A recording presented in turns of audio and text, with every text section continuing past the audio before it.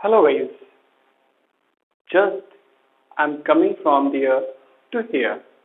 Just now you saw I came from there to here and I disturbed all the things. I disturbed the surroundings. I disturbed even you also disturbed all the things which are around me. Are you agree with me? Yes, I have disturbed all the things. Okay? Because today we are going to study a mysterious, a hidden, a invisible force. It means you can see what is force? Just pull or push. When any object is pushed or pulled. So it means it can be seen the force is applied on that object. It is the force. And just I move from here to here. Okay. So I disturbed all the things. And guys, you know very well. Suppose I have this marker in my hand. Okay. I have this marker in my hand. Okay. So just I am going to leave. I am not going to apply any kind of force on this object. Just I am leaving it. See what happened? What happened? Marker fallen down towards earth. It means earth applied an invisible force on the marker. What happened? Earth applied an invisible force on the marker. Anything which you will leave from your hand, simply it will fallen down towards earth. This thing is very, very simple. You can do yourself. Take anything in your hand and just leave that one. So what will happen? Earth, that object will not go upside. Always this object, that object, whatever you are holding in your hand, that will go towards downside. This force is known as gravity. This force is known as gravity. Okay class? This force is known as gravity, or you can say gravitational force. Like in whole universe, all the objects having a kind of force. Like where you are sitting, suppose you are sitting in a room and one chair is there, where you are sitting, on the chair you are sitting. So between chair and you, one force is also working. And how many things are there in your room, and between you there is a kind of force is working. It means in whole universe, okay, all the objects, between all the objects, one force is working, one attraction force is working. That force is known as gravitational force. Simply you can see this is gravitational force. Like earth attracts moon, earth attracts moon, and sun attracts moon. Okay, like this. See here, this time going to show you. Suppose this is sun. Okay, now here it is earth. So sun attracts earth towards it, and what sun is doing? Sun attracts moon towards it. Now it is moon, it is earth, and it is sun. See here, sun attracts earth towards it, and earth attracts moon towards it. Got it? So they are applying one kind of force to each other. This is a force. Simply you can see in whole universe how many objects are there. Between the every object, between the each object, one kind of force, one kind of attraction force is present. That attraction force is known as gravitational force. So simple. That attraction force is known as gravitational force. Who discovered? Now the question can be raised. Who discovered gravitational? So initially, so it was told by Aryabhatta. Initially, it was told by Aryabhatta. But Aryabhatta, you heard the name of Aryabhatta? He was a great mathematician of Indian philosopher and also scientist. But thing is given by the name of Newton. But okay, when it was came in existence, so it was given name by the Newton. Simple thing. So Newton discovered it, and you heard the story of that one apple also. He was sitting under an apple tree, one apple fallen down, and he started thinking. Okay, so this story you already know, so I'm not going to tell you. Now, gravitational force is clear to you. Gravitational force and gravity both are the same thing, and every object, between two objects everywhere, one invisible force is there in whole universe. So please guys, no need to confuse. You suppose marker, between I and marker, one force is also working. Between I and marker, one force is also working. Okay, like that, how many objects in your room where you are sitting? So one kind of force between you and those objects is also there. That is known as gravitational force. Okay. Now question is there, how will we calculate the gravitational force? How can we calculate the gravitational force? So Newton given one statement, one universal law for gravitation, by that we can calculate it. Okay, this law is known as universal gravitational law. Universal gravitational law. By that we can calculate the attraction force between two objects in whole universe. Okay class, so now see how we can calculate that force, which is attraction force between two objects, and in how many components, how many elements it depend on. Okay, so please guys see here how we can calculate. Now topic is universal law of gravitation. Universal law of gravitation. Okay class, so here I have, and you know very well, it is a kind of force which attract, which is applicable between two objects.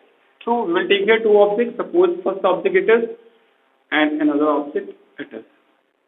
That now we need to, it is required mass, because force is required mass. If any kind of force is working, so mass value must will be there.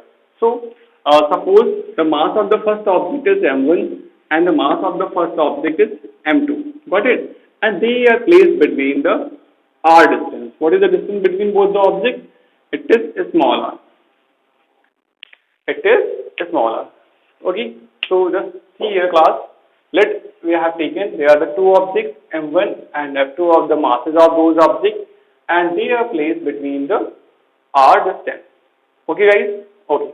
Now what Newton told, how we will calculate the attraction force. So simple thing, the attraction force between two objects, the attraction force between two objects is directly proportional to the product of their masses. Again I am repeating, the gravitation force between two objects, or you can say the attraction force between two objects, is directly proportional to product of their masses. What the first point I am going to write here? The attraction force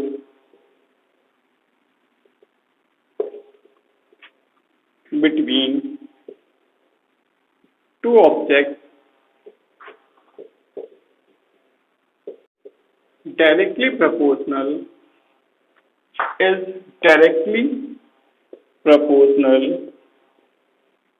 to product of their masses. So simple class, I think, and if no problem will be there, again I am repeating my word. The attraction force between two objects is directly proportional to product of their masses. So attraction force, let the attraction force be F. Okay, so simple. Let the attraction force be F, directly proportional. Now, product of their masses. So what the product of, what the mass of first product? What the mass of first object? M1. What the mass of second object? M2. So product means multiply. M1 into M2. Any problem? No problem. Because simply whatever the statement was saying, I have written according to that statement. Now, after this, Newton told the attraction force between two objects. Now, one thing here. How many quantities are here? Masses are here and distance also here or not? So, distance is to left. So, we will use this one also here required.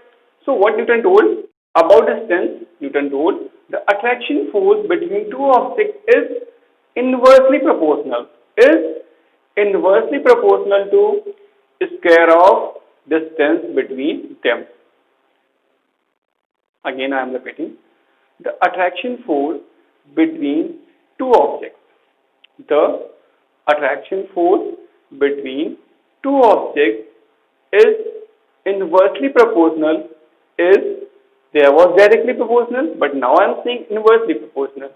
Is inversely proportional to square of distance between them. Square of distance between them. See, I am going to write. Second point, the attraction force between two objects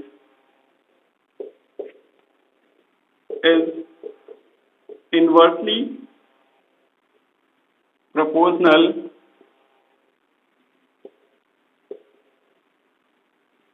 to square of distance between them. Okay, class?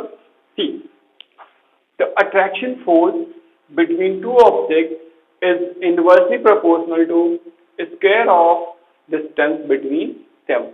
So, force is F. Okay, is inversely, so use the symbol, and now inverse is there, so inverse can be converted in 1 upon.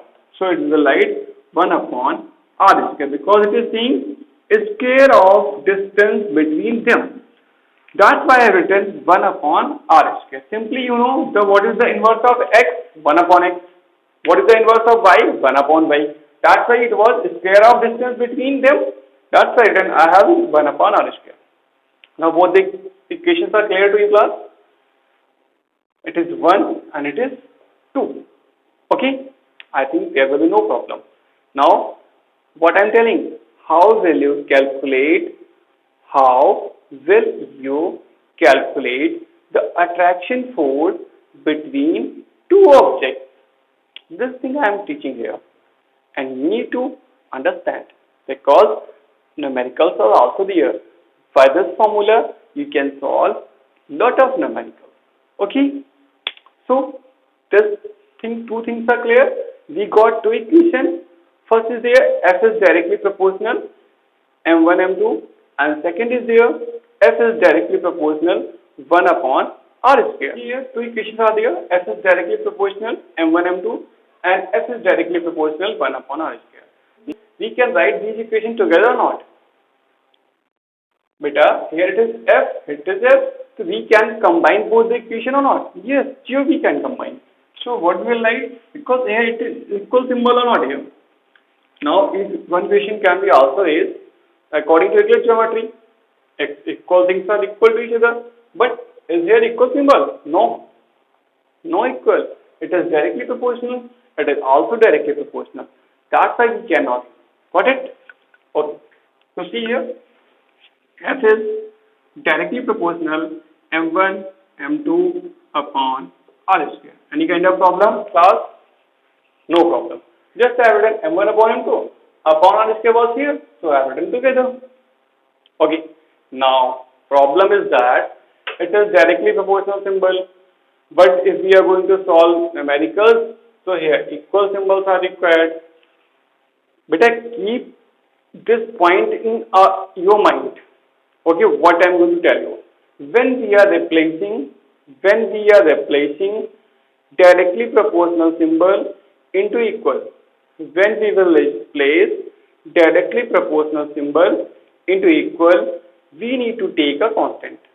We need to take a constant. Constant means those values are never changed. Those values are never changed. Those are constant. So what we'll do? When we will replace directly proportional symbol into equal, so we will take a constant. We will take a constant. Now this is point. So f, now I have written in place of directly proportional equal.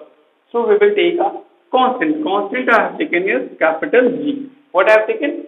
Capital G. Now M1, M2 upon R square. This is the formula. This is the formula. Now question again can be raised in your mind. What is G, sir? Sir, you have written G, but I cannot understand. What is G here you have taken? Okay, I am telling you what is G. Capital G is the universal gravitational constant. First, so I told when we replace any directly proportional symbol into equal symbol, so we take a constant. So simple thing, capital G is a constant. Capital G is a constant, but this constant, what is the name? It is universal gravitational constant. What is universal gravitational constant? So we can write there G, universal gravitational constant. It means in whole universe where you are going, it will never change. The value of capital G will remain same. Now, what is the value of capital G? This is also required to see the value of capital G. 6.67 into 10 to power minus 11. Now, you know very well, any value is there, it required a unit. It required a unit. Now, what is the unit of capital G? What is the unit of capital G? Okay, see, how we will calculate unit. How we can calculate unit. See here. First we will calculate, then we will write. I am not going to write here directly. Got it? Okay. So beta formula is here. F is equal to G M1 M2 upon R square. So if we will do cross multiply, so we can get G is equal to F R square upon M1 M2 or not? Yes, we will get. Surely we will get. Because when we will do cross multiply, so G will be here F R square upon M1 M2. Now we are going to find out the unit of capital G. So what you will write? Unit of G is equal to unit of F. F is here 4 into unit of R square upon unit of mass. M1 is mass into unit of M2. In physics, nothing is guess. Nothing is guess. Everything depending on the concept, whatever we have studied. So what is the unit of force? It is Newton. And unit of R is the distance, so it will be meter square upon kilogram into kilogram. So what then is coming? Newton meter square kilogram square. What is the unit of capital G? Newton meter square per kilogram square. So we will write here 6.67 into 10 to power minus 11 Newton meter square per kilogram square. Got it, class? Got it? This is the whole funda of gravitation. Gravitational force. How we will calculate gravitational force? Got it? Okay. If any kind of problem you are facing, so you can drop your question in comment section. And please you need to tell how was my video. You are getting the things properly. And one question I will ask you again. And you need to give the answer of that question in comment box. In comment box. Question is that you are sitting in a class. Is there any force between you and chair and table and your bag and your lunch box and your bottle. It means how many things are there in classroom. Is there any kind of force between that object and you? Please reply yes or no. Okay, in comment section this is the question for you. Now this was the part 1. Now I will come with the part 2 in next week. So please guys keep watching my videos and got your concept. If any kind of problem you can ask to me personally. My number is 9616565553. Okay class, thank you, have a nice day.